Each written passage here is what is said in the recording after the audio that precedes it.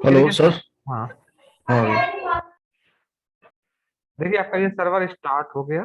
ये आपका server start हो गया। आपको स्टॉप करना है सर्वर को, राइट क्लिक पे इस पे कीजिए, सर्वर को सेलेक्ट करके यहाँ पे ऑप्शन आ रहा है स्टॉप। स्टॉप पे क्लिक कर दीजिए। तो देखिए आपका सर्वर स्टॉप हो गया। तो हमारा ये वेब एप्लीकेशन क्रिएट किया है। चलिए अब हम लोग अपना एक सर्वलेट क्रिएट करते हैं पहले ना। तो सर्वलेट क्रिएट करने के लिए हम लोग क्या कर देंगे, जावा फाइल क्रिएट करनी है तो एसआरसी फोल्डर पे जाएंगे और एसआरसी फोल्डर पे राइट क्लिक करेंगे, न्यू पे जाएंगे। यहाँ पे देखिए ऑप्शन आ रहा है आपके पास सर्वलेट ऑप्शन। हमें क्या क्रिएट करना है, सर्वलेट। तो हमने सर्वलेट पे क्लिक किया। यहाँ पे पैकेज का नाम अगर आपको कुछ देना है तो दे सकते हैं। अभी हम लोग डिफॉल्ट पैकेज ले रहे हैं। क्लास का नाम दिया, क्लास का नाम हमने क्या दिया, किस नाम का सर्वलेट क्रिएट करना है, माई सर्वलेट। हमने मान लीजिए सर्वलेट का नाम दे दिया माई सर्वलेट। एक माई सर्वलेट क्रिएट किया। अब देखिए ये जो सर्वलेट है, जो हमें सर्वलेट बनाना है वो किसकी हेल्प से बनाना है, सर्वलेट इंटरफेस की हेल्प से। क्योंकि अभी हमने क्या पढ़ा है, हम सर्वलेट इंटरफेस की हेल्प से। तो देखिए यहाँ पे आपसे बाय डिफॉल्ट ये पूछेगा इसकी सुपर क्लास कौन है।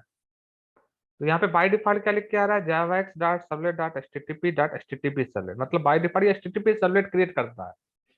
लेकिन अभी हमने एचटीटीपी सर्वलेट पढ़ा नहीं है। अभी हमें कौन सा यूज करना है, सर्वलेट पैकेज के अंदर सर्वलेट इंटरफेस। तो सर्वलेट इंटरफेस यहाँ पे अभी हमारा दिख नहीं रहा है क्योंकि बाय डिफॉल्ट ये सर्वलेट इंटरफेस नहीं ले रहा है। तो चलिए हम लोग इसको अभी नेक्स्ट ऐसे कर देते हैं।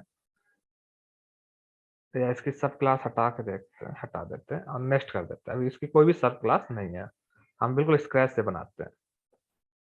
फिर देखिए ये यूआरएल पैटर्न मांग रहा है, क्या होता है यूआरएल पैटर्न, अभी हम लोग डिस्कस करेंगे यूआरएल पैटर्न ये। फिर नेक्स्ट किया, फिर हमने फिनिश किया।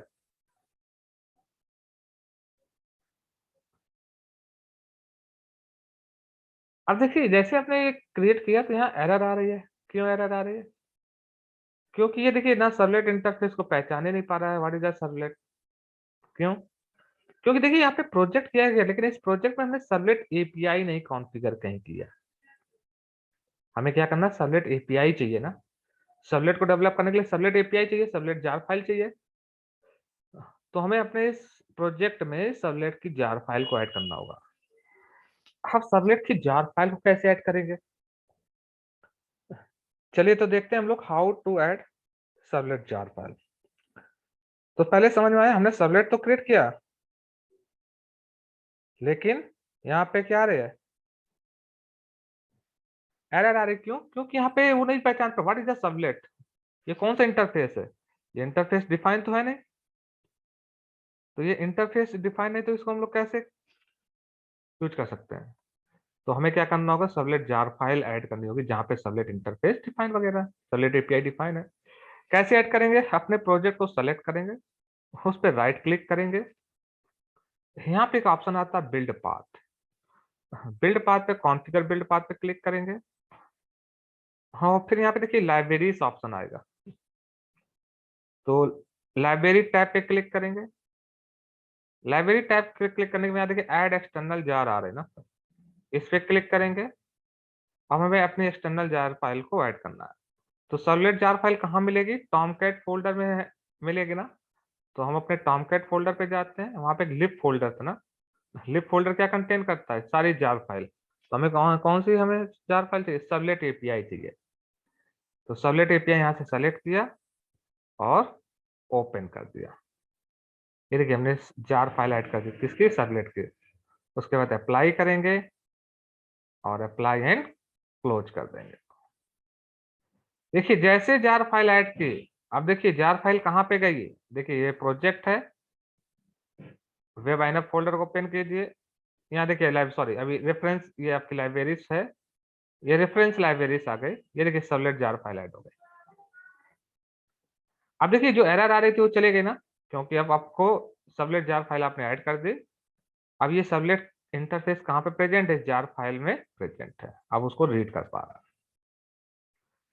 देखिए ये हमने सर्वलेट यहाँ पे क्रिएट किया किस नाम का, माई सर्वलेट। ओके, चलिए इसको हम पूरा पूरा हटा देते हैं और हम एक एक एक चीज बिल्कुल बेसिक से फिर से क्रिएट करते हैं और यहाँ पे देखते हैं। चलिए हम पूरी ये क्लास हटा दे, मैं आपको पूरा एक बेसिक कोड क्रिएट करके स्टार्टिंग से दिखाता हूँ। सर्वलेट कैसे बनाते थे? सर्वलेट बनाना मतलब एक क्लास बनाई हमने, किस नाम की? यहाँ पे क्लास का नाम क्या दिया? माई सर्वलेट। अब सर्वलेट क्या करना, हमें सर्वलेट बना रहे हैं किसको यूज करके? सर्वलेट इंटरफेस को इम्प्लीमेंट करके।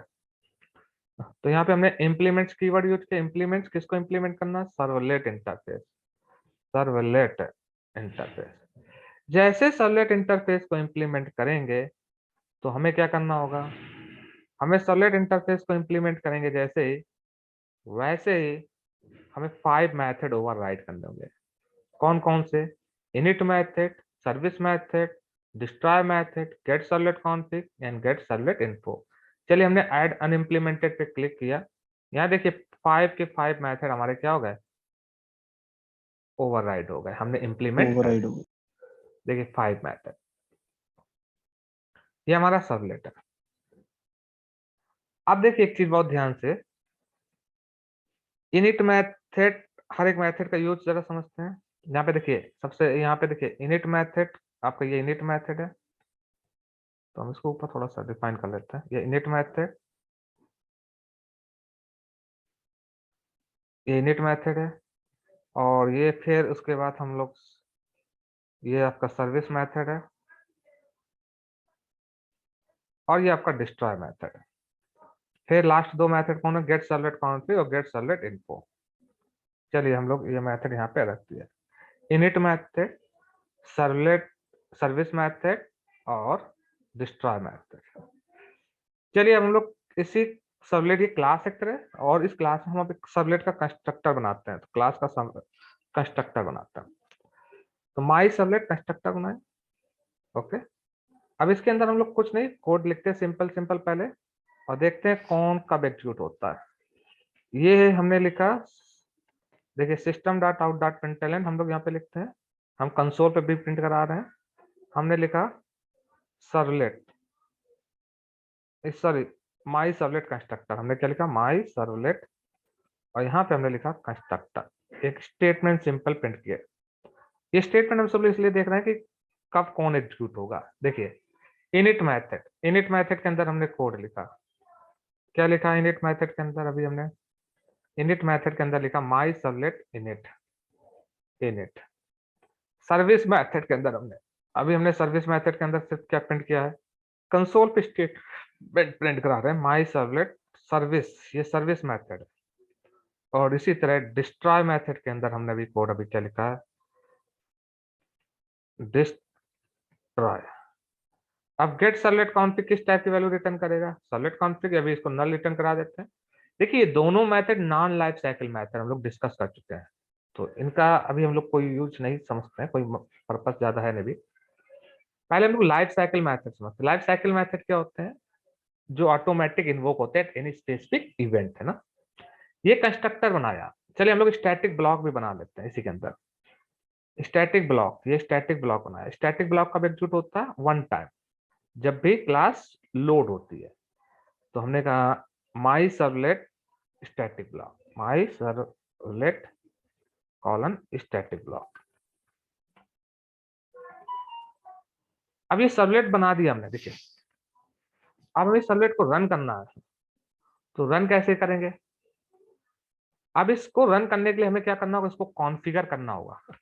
देखिए web application dynamic web resource कैसे एक्सेस करेंगे? यूआरएल की हेल्प से। तो हमें इसको कॉन्फ़िगर करना होगा, भैया इस सर्वलेट को कैसे एक्सेस करेंगे।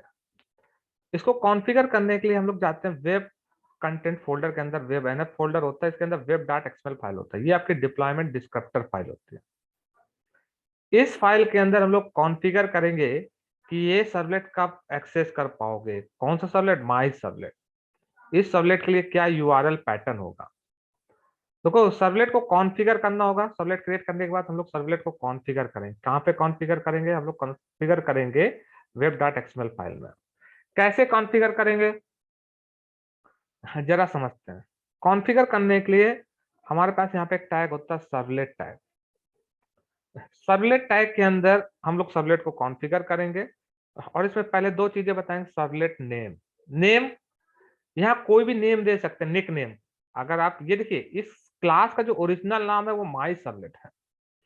आप चाहते हो जब कोई भी क्लास कोई भी सर्वलेट को एक्सेस करे, किस नाम से एक्सेस करे, किस नाम से बाहर जाने, तो नाम कुछ और दे सकते हो, कुछ भी नाम नहीं दे सकते हो। अभी हम नाम यहाँ पे सेम ही दे देते हैं, जो क्लास का नाम है वही हम लोग यहाँ पे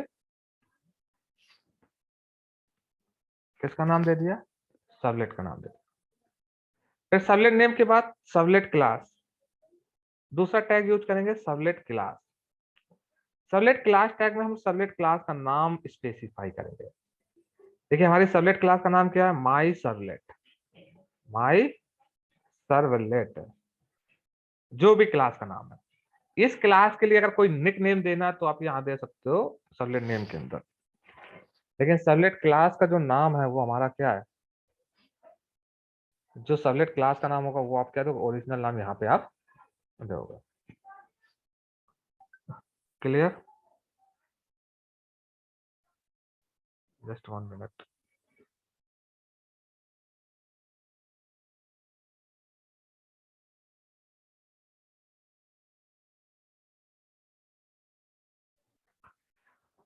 Okay, so servlet name is a my servlet.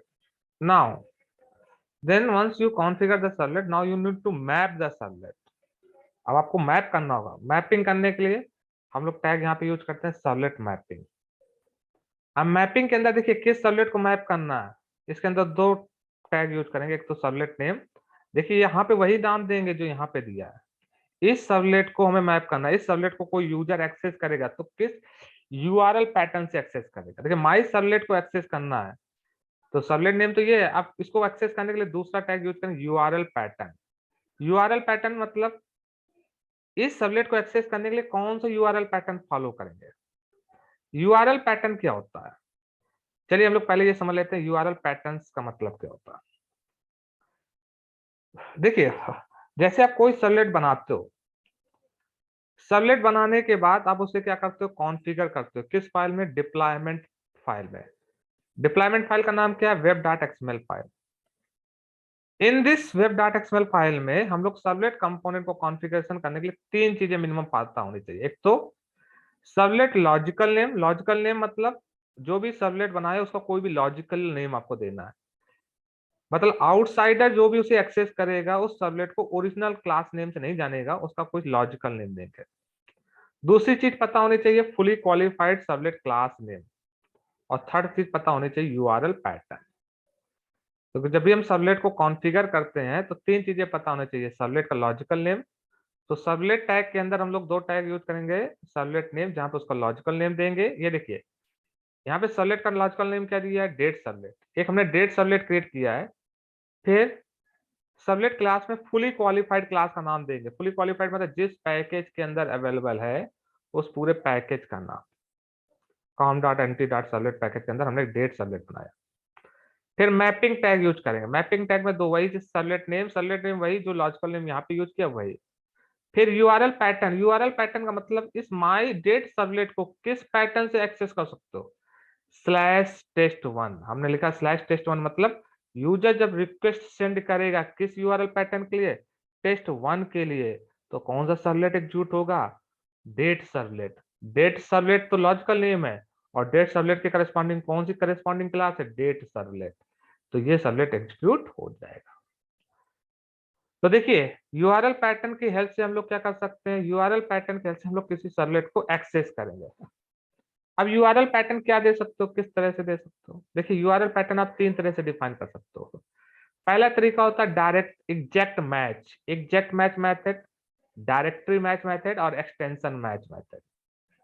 Exact match method का मतलब क्या होता है, एग्जैक्ट मैच मेथड का मतलब होता है जैसे हमें मान लीजिए कोई सर्वलेट एक्सेस करना है तो हमने एग्जैक्ट लिखा स्लैश टेस्ट वन, ये जो यूआरएल पैटर्न है वो किस सर्वलेट के लिए, मान लीजिए सर्वलेट वन के लिए है।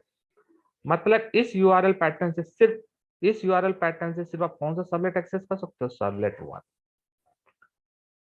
तो एग्जैक्ट मैच मतलब जब भी एग्जैक्ट पैटर्न डिफाइन करेंगे, exact matching pattern, exact matching pattern हरदम स्टार्ट किससे होगा, स्लैश से।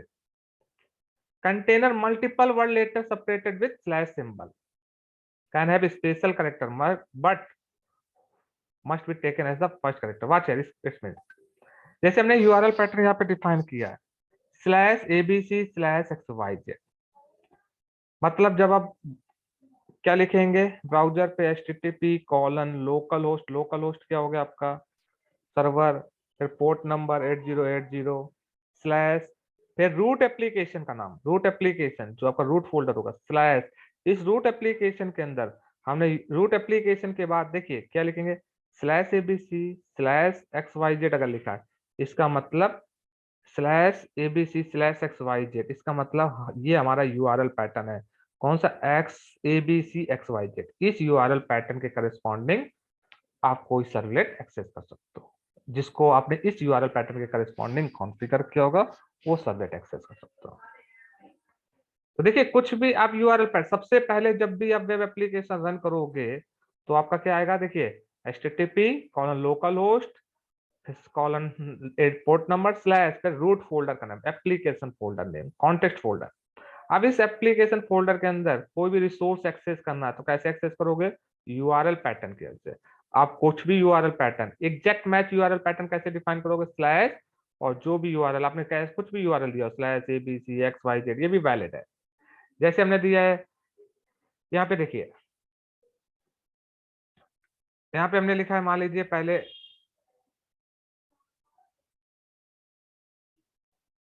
आपने यूआरएल पैटर्न देखिए क्या डिफाइन किया है, एक चीज देखिए अब हम अपने देखिए यहाँ पे अभी हमने किसी भी सर्वलेट के लिए मान लीजिए डेट सर्वलेट है, उस सर्वलेट को एक्सेस करने के लिए हमने यूआरएल पैटर्न क्या डिफाइन किया है /abc/xyz। ये यूआरएल पैटर्न मान लीजिए किस सर्वलेट के लिए, डेट सर्वलेट के लिए। अगर आपको डेट सर्वलेट एक्सेस करना है तो डेट सर्वलेट को आप सिर्फ इसी यूआरएल पैटर्न से एक्सेस कर सकते हो। किस एग्जैक्ट मैच, जब भी ब्राउजर पे ये यूआरएल पैटर्न मिलेगा तब से डेट सर्वलेट इन्वोक होगा। तो आपने लिखा मान लीजिए http:/localhost/app रूट फोल्डर होगा, उसके बाद लिखा abc/xyz, कौन सा सर यूआरएल पैटर्न मैच किया, एग्जैक्ट मैच किया ना, एग्जैक्ट मैच किया मतलब ये सर्वलेट इन्वोक होगा। अगर आपने केवल /abc लिखा तो देखिए एग्जैक्ट मैच नहीं है ना, ये इनवैलिड यूआरएल पैटर्न हो जाएगा डेट सर्वलेट पे। आपने पहले xyz फिर abc लिखा, ये भी इनवैलिड है। /abc/abc फिर /xyz, ये भी इनवैलिड है। एग्जैक्ट मैच का मतलब हुआ कि जब बिल्कुल एग्जैक्टली ये यूआरएल पैटर्न मैच करेगा तभी डेट सर्वलेट इन्वोक होगा। So when we want to execute server side resource, जब भी कोई भी हम सर्वर साइड रिसोर्स को इंडिविजुअली एग्जीक्यूट करना चाहते हैं then we will use exact match pattern. Exact match URL pattern कब यूज करना चाहिए, मान लीजिए सर्वर साइड में हमने 10 रिसोर्स बनाए हैं, कितने भी रिसोर्स आपने रखे हैं, मान लीजिए ये पहला रिसोर्स है R1 रिसोर्स है, ये दूसरा रिसोर्स R2 रिसोर्स है, ये तीसरा रिसोर्स है R3 रिसोर्स है, ये मान लीजिए हमारे पास 3 रिसोर्स है मान लेते हैं। इन रिसोर्स को एक्सेस करना है, इन रिसोर्स को किसके थ्रू एक्सेस करोगे यूआरएल पैटर्न से। हर एक रिसोर्स को एक यूनिक यूआरएल पैटर्न से एक्सेस करना चाहते हैं, मतलब एग्जैक्ट इंडिविजुअली एक्सेस करना चाहते हैं हर एक रिसोर्स को, हर एक सर्वर साइड रिसोर्स को इंडिविजुअली एग्जीक्यूट करना चाहते हैं। तो हर एक रिसोर्स के लिए आपको क्या करना होगा, एक unique exact match URL pattern define करना होगा। जैसे मान लीजिए इस रिसोर्स के लिए हमने यूआरएल पैटर्न बनाया /abc/r1, इसका मतलब जब भी ये यूआरएल पैटर्न मिलेगा तो कौन सा रिसोर्स इन्वोक होगा, कौन सा रिसोर्स एग्जीक्यूट होगा, R1 रिसोर्स। हमने कहा /abc/r2, ये यूआरएल पैटर्न किस रिसोर्स को एग्जीक्यूट करने के लिए, R2 रिसोर्स को।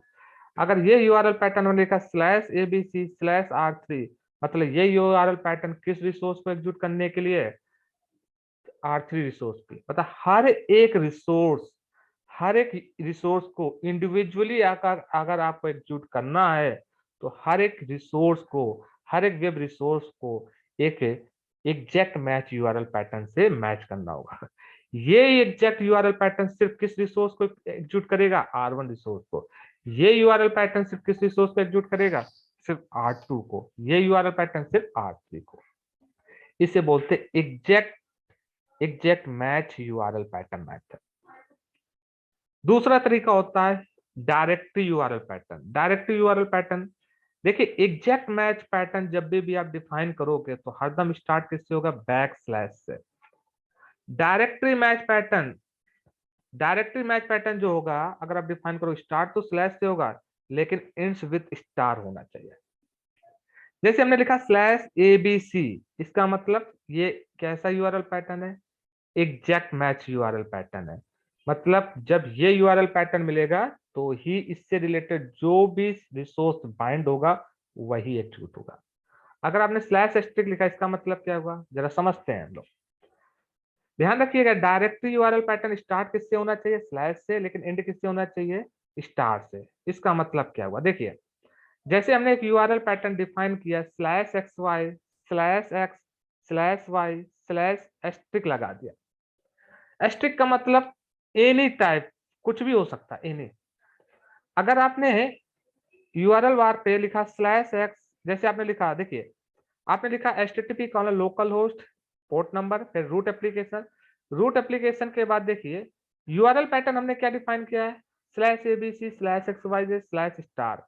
इसका मतलब अगर आपने slash ABC slash X Y Z लिखा तो भी ये वैलिड यूआरएल पैटर्न है। स्टार का मतलब जीरो या एनी, इसके बाद कुछ भी हो सकता है।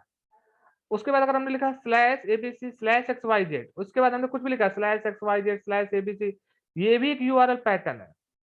मतलब ये अगर इस यूआरएल पैटर्न के करस्पॉन्डिंग आपने कोई सबलेट बनाया, मान लीजिए S1, तो इस सबलेट S1 सबलेट को आप इस यूआरएल पैटर्न से भी एक्सेस कर सकते हो और इस यूआरएल पैटर्न से भी एक्सेस कर सकते हो। और देखिए अगर आपने लिखा है slash app slash ABC slash X Y Z slash ABC X Y Z, इस यूआरएल पैटर्न से भी एक्सेस कर सकते हो। मतलब यहां तक तो मैच एग्जैक्ट मैच होना चाहिए, इसके बाद स्लैश के बाद स्टिक की जगह कुछ भी हो सकता है। अब ये लास्ट वाला देखिए, अगर आपने लिखा क्या एक्स वाई जेड एबीसी, देखिए ये एग्जैक्ट यहां तक मैच नहीं किया ना, पहले एबीसी है फिर एक्स वाई जेड फिर स्लैश के बाद एस्ट्रिक है, इसके बाद कुछ भी हो सकता है, लेकिन ये आपका URL pattern invalid URL pattern हो जाएगा इस रिसोर्स को एक्सेस करने के लिए। अगर आपने ऐसे भी लिख दिया, देखिए एक्स वाई जेड पहले लिख दिया ABC slash X Y Z, देखिए यहां तक आपका क्या होना चाहिए? एग्जैक्ट मैच होना चाहिए। कहां तक? Slash ABC slash X Y Z, फिर slash X Y Z slash के बाद कुछ भी हो सकता है। इसे बोलते हैं डायरेक्टरी मैच पैटर्न। मतलब आपने एक डायरेक्टरी डिफाइन कर दी एक यूआरएल, इसके बाद कुछ भी आप डिफाइन कर सकते हो। अगर कोई भी रिसोर्स, देखिए कोई भी इसके बाद यूआरएल पैटर्न डिफाइन करोगे, उस यूआरएल पैटर्न से वो करस्पॉन्डिंग रिसोर्स आप एक्सेस कर सकते हो। तो एग्जैक्ट मैच से एग्जैक्टली जब यूआरएल पैटर्न मैच करेगा, उससे रिलेटेड जो रिसोर्स होगा तभी वो एग्जीक्यूट होगा। डायरेक्टरी मैच पैटर्न से देखिए क्या होता है, जरा सब्जेक्ट कब हम यूज करते हैं directory. Exact match URL pattern हम लोग तब यूज करते हैं जब आप हर एक रिसोर्स को इंडिविजुअली एग्जीक्यूट करना चाहते हो।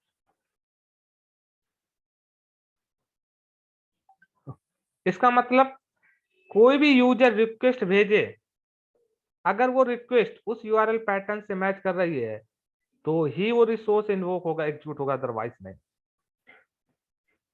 अब देखिए जैसे हमने यहाँ पे डायरेक्टरी मैच पैटर्न को जरा देखते हैं। डायरेक्टरी मैच पैटर्न कब यूज करना चाहिए? डायरेक्टरी मैच पैटर्न हमें यूज करना चाहिए तब जब हम डिफाइन करना चाहते हैं URL pattern for the server side resource which are taking number of request. Number of request का मतलब देखिए एग्जैक्ट मैच पैटर्न में क्या होगा, एक रिसोर्स हर एक रिसोर्स के लिए इंडिविजुअली यूआरएल पैटर्न बाइंड होगा ना।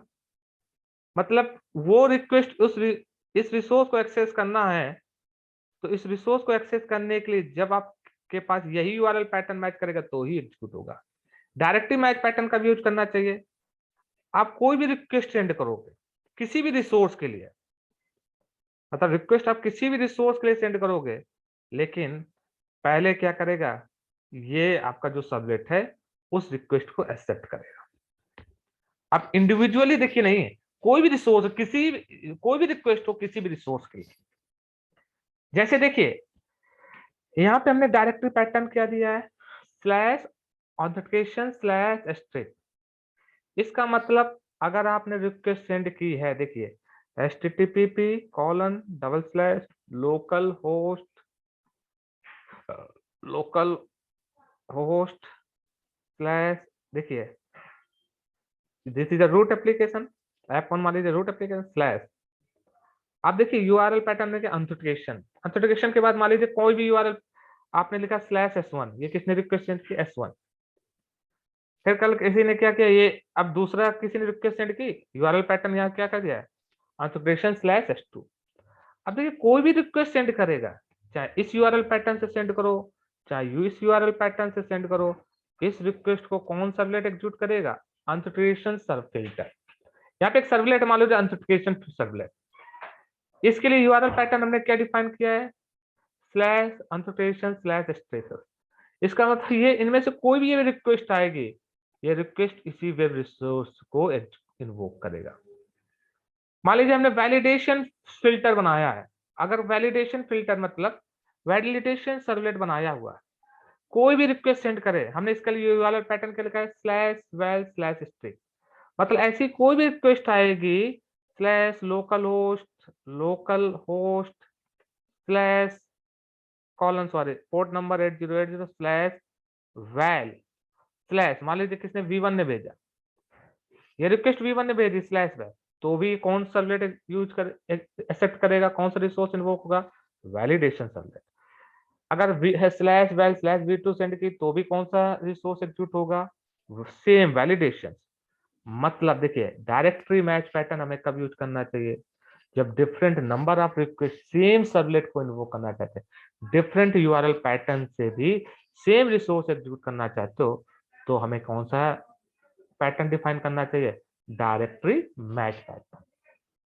एग्जैक्ट मैच पैटर्न कब यूज करना चाहिए? जब हर रिसोर्स को इंडिविजुअली इन्वोक करना चाहते हो। अगर सर्वर साइड के हर रिसोर्स को इंडिविजुअली एग्जीक्यूट करना चाहते हो, तो हम लोग एग्जैक्ट मैच पैटर्न यूज करते हैं।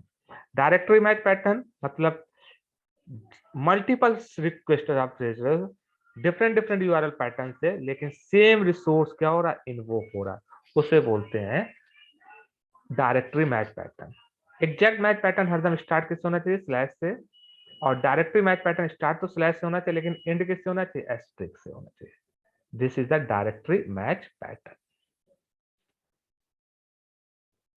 देखिए दूसरा होता है extension match pattern. Extension match pattern कब यूज करते हैं? देखिए एक्सटेंशन, देखिए अगर एग्जैक्ट मैच पैटर्न डिफाइन करना, तो एग्जैक्ट मैच पैटर्न किससे स्टार्ट होता है? / से। /test ये एग्जैक्ट मैच पैटर्न है। डायरेक्टरी मैच पैटर्न बनाना स्टार्ट तो / से होगा, लेकिन एंड किससे होगा? * से। अगर एक्सटेंशन मैच पैटर्न बनाना, एक्सटेंशन मैच पैटर्न जो होता है वो स्टार्ट * से होता है और should contain extension letter. Start with * and should contain extension letter. मतलब कोई भी एक्सटेंशन होगा तो ये डॉट कोई भी एक्सटेंशन डिफाइन करो। जैसे हमने यूआरएल पैटर्न बनाया, यूआरएल पैटर्न हमने कहा *.do। इसका मतलब क्या हुआ? इसका मतलब हुआ कि ये आपका डायरेक्टरी मैच पैटर्न है। कौन सा पैटर्न है? Directory match pattern. जरा समझते हैं। * मींस स्टार्ट विथ एनीथिंग। * का मतलब क्या होता है? Start with anything. देखिए *.do लिखा है यहाँ पे, इसका मतलब * का मतलब स्टार्ट तो किसी से भी होना चाहिए, लेकिन एक्सटेंशन क्या होना चाहिए? .do।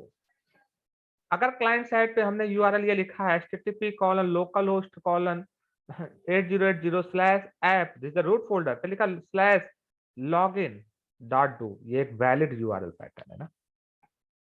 मतलब देखिए कोई भी रिक्वेस्ट भेजोगे, जो स्टार्ट क्या होना चाहिए यूआरएल पैटर्न किसी से, लेकिन एक्सटेंशन क्या होना चाहिए? डू से। तो login.do, registration.do, देखिए ये जो एक्सटेंशन जो भी फॉलो करेगा, search.do, add.xyz, ये इनवैलिड हो जाएगा, ये इनवैलिड हो जाएगा। तो एक्सटेंशन मैच पैटर्न कब यूज करना चाहिए? एक्सटेंशन मैच पैटर्न हमें तब यूज करना चाहिए जब भी हम डिफाइन करना चाहते हैं URL pattern for a particular server side resource which taking all the request and performing particular action at server side on the basis of the URL provided by the client। देखिए do हमने लिखा यहाँ पे, देखिए कि कोई भी request आएगी जिसका एक्सटेंशन .do होगा, वो रिक्वेस्ट कौन एक्सेप्ट करेगा? एक ही सर्वलेट, वही पर्टिकुलर। देखिए जरा फिर से समझते हैं हम लोग एक्सटेंशन डायरेक्टरी पैटर्न कब यूज करना चाहिए। जैसे ये फॉर्म है, आपने यहाँ पे डिटेल इंटर किया और क्लिक किया ऐड। देखिए ऐड, सर्च और डिलीट, हमारे पास 3 सर्वलेट बनाए आपने। अगर हम ऐड बटन पे क्लिक करेंगे तो ऐड सर्वलेट इन्वोक होना चाहिए। अगर आपको सर्च करना है तो यहाँ पे इनपुट किया तो सर्च सर्वलेट इन्वोक होना चाहिए। डिलीट पे क्लिक है तो डिलीट सर्वलेट एग्जीक्यूट होना चाहिए। देखिए 3 सर्वलेट है, 3 मान लीजिए हम कोई भी रिक्वेस्ट अगर ऐड की रिक्वेस्ट सेंड की तो add request, add servlet invoke होना चाहिए।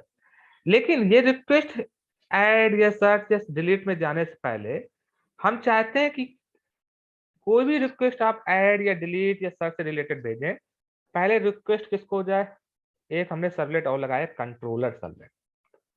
ये सर्वलेट पहले इस रिक्वेस्ट को एक्सेप्ट करेगा और देखेगा यूजर किस टाइप का ऑपरेशन परफॉर्म करना चाहता है। देखिए आप या तो ऐड ऑपरेशन करना चाहते हो, या तो आप क्या करना चाहते हो, किसी आइटम को सर्च करना चाहते हो, या किसी आइटम को डिलीट करना चाहते हो। इससे रिलेटेड आप कोई भी रिक्वेस्ट सेंड करोगे तो पहले इस रिक्वेस्ट को कौन सेंड करेगा, एक कंट्रोलर सर्वलेट बनाया, बीच में सर्वलेट बनाया। ये सर्वलेट क्या करेगा, कोई भी रिक्वेस्ट सेंड करोगे इस रिक्वेस्ट को एक्सेप्ट करेगा। आप किस टाइप एक्शन परफॉर्म करना चाहते हो ये देखिएगा। अगर आप ऐड करना चाहते हो, ऐड एक्शन परफॉर्म करना चाहते हो तो आपकी रिक्वेस्ट को कहां पे डेलीगेट कर देगा, ऐड सर्वलेट के लिए। अगर आप सर्च ऑपरेशन करना चाहते हो तो आपकी रिक्वेस्ट को सेंड कर देगा कहां के लिए, डिस्पैच कर देगा, सर्च सर्वलेट के लिए। अगर आप डिलीट ऑपरेशन करना चाहते हो तो वो कौन सा सर्वलेट इन्वोक करेगा, डिलीट सर्वलेट। इसका मतलब रिक्वेस्ट कोई भी आप भेजिए, वो आपके बीच में एक कंट्रोलर सर्वलेट है। कंट्रोलर सर्वलेट डिसाइड करेगा कि कौन सा सर्वलेट इन्वोक करना है बेस्ड ऑन योर रिक्वायरमेंट। तो देखिए हमने यूआरएल पैटर्न यहाँ पे क्या बनाया, http colon local host colon URL port number slash application. अब देखिए यूआरएल पैटर्न हमने क्या दिया है, ऐड डॉट डू। ये देखिए एक्सटेंशन पैटर्न है, डायरेक्ट एक्सटेंशन पैटर्न है। एक्सटेंशन क्या, डू।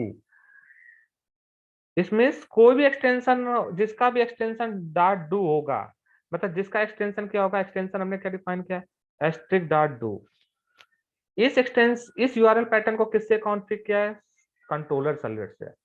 अब कंट्रोलर सर्वलेट के पास अगर ये यूआरएल पैटर्न आया, एस्ट्रिक का मतलब कुछ भी हो सकता है, डॉट डू, अगर यूआरएल पैटर्न मैच कर रहा है, अगर मैच कर रहा है तो कौन सा सर्वलेट इन्वोक होगा, कंट्रोलर सर्वलेट।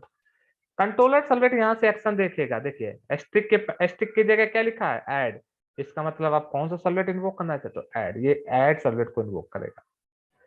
फिर आपने अगर रिक्वेस्ट ये सेंड की सर्च डॉट डू, तो रिक्वेस्ट किसके पास जाएगी, कंट्रोलर सर्वलेट के पास। कंट्रोलर सर्वलेट आपका एक्शन देखेगा, कौन सा एक्शन परफॉर्म करना चाहते हो, सर्च, तो कौन सा सर्वलेट इन्वोक करेगा, search servlet. Delete dot do भेजी तो कौन सा सर्वलेट, रिक्वेस्ट किसके सर्वलेट के लिए जाएगी, कंट्रोलर सर्वलेट के लिए। कंट्रोलर सर्वलेट देखेगा कौन सा एक्शन परफॉर्म करना चाहते हो, डिलीट, तो ये कौन सा सर्वलेट इन्वोक करेगा, डिलीट। इसका मतलब यहाँ पे एक्सटेंशन डायरेक्टरी पैटर्न, 3 टाइप के पैटर्न हो गए। एक आपका हो गया एग्जैक्ट मैच पैटर्न, एक हो गया डायरेक्टरी मैच पैटर्न, एक हो गया extension match pattern. Exact match pattern हम लोग तब यूज करते हैं जब हम सर्वर साइड वेब रिसोर्स को इंडिविजुअली एग्जीक्यूट करना चाहते हैं। एग्जैक्ट डायरेक्टरी मैच पैटर्न कब यूज करते हैं, एक चीज और ध्यान रखिए, एग्जैक्ट मैच पैटर्न स्टार्ट किससे होता है, स्लैश से। और डायरेक्टरी मैच पैटर्न किससे स्टार्ट होता है, स्टार्ट तो स्लैश से होता है लेकिन एंड विथ एस्टेरिस्क। ये डायरेक्टरी मैच पैटर्न कब डिफाइन करना चाहते हैं, जब सेम रिक्वेस्ट से आप मल्टीपल रिक्वेस्ट से सेम वेब रिसोर्स एग्जीक्यूट करना चाहते हो। अब फिर एक्सटेंशन डायरेक्टरी मैच है। एक्सटेंशन डायरेक्टरी पैटर्न किससे स्टार्ट होता है, स्टार्ट एस्ट्रिक से होता है, बट इसके पास कुछ एक्सटेंशन होना चाहिए, जो भी आप एक्सटेंशन।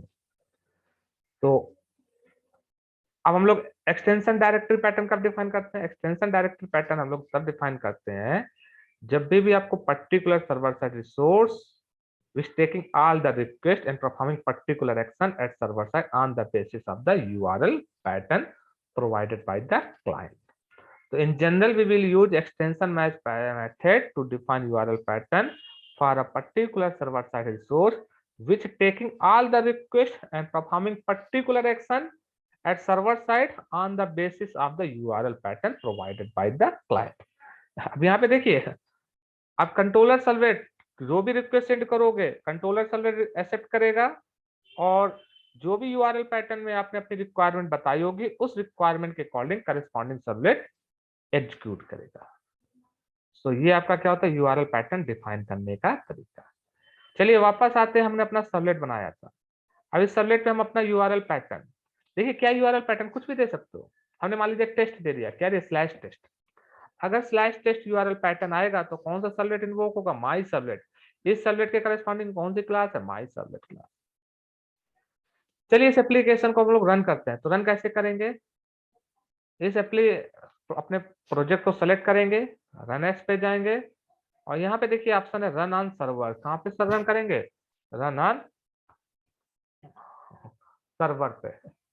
हम कंसोल एप्लीकेशन कहाँ रन करते थे, जावा एप्लीकेशन पे, लेकिन अब सर्वर साइड एप्लीकेशन को कहाँ रन करेंगे, वेब एप्लीकेशन कहाँ रन करेंगे, सर्वर पे।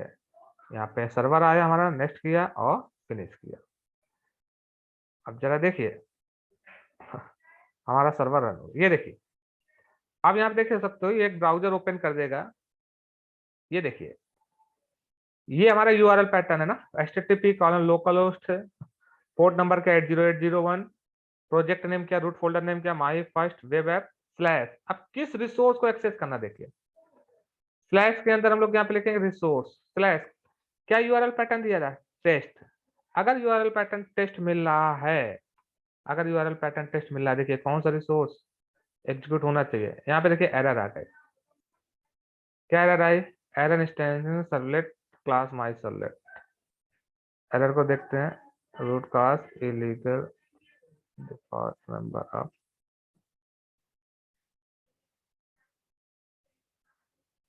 चलिए एरर को हम लोग पहले देखते हैं, इस सर्वर को बंद कर देते हैं।